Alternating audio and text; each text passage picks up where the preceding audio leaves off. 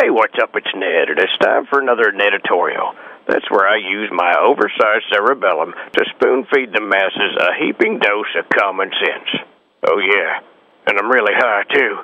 All right, here we go. I'm probably going to piss off a lot of you so-called dudes out there, but you really need to cut it with the fantasy football bullshit. Can't you just watch the fucking game and drink a beer like a real man? No, you gotta have an imaginary football team. A fantasy football team. How manly is that? Fantasy football.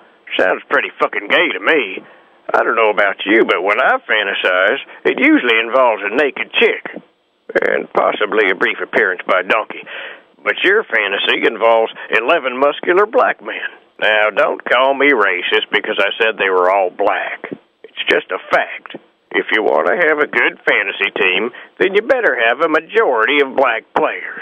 Because I guarantee you, nobody ever won a fantasy league with an all-white team. Hey, everybody, I got 37 points with Jordy Nelson last week. Put me over the top. Whoopee! It's not going to happen, assholes. Oh, shit. Now I'm talking like a fantasy faggot. Hey, wait a second. That's pretty catchy. I'm going to use that. Don't be a fantasy faggot. Don't be that asshole at the end of a great game going, does anybody know how many catches Brandon Stokely had? Don't do it. Don't be a fantasy faggot. Watch a game in reality where there are two teams of players fighting it out for victory, not some phony baloney battle of your dream team. By the way, what does your imaginary trophy look like when you beat out the other 8 nerds in accounting?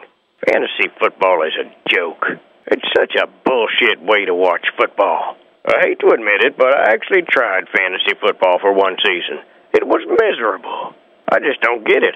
Sometimes you have to root against your favorite team.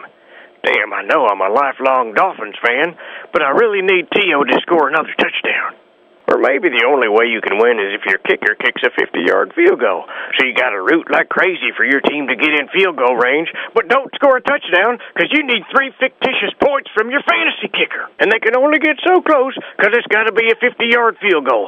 And if they get too close, you got to root for them to lose yardage to make the field goal a little longer.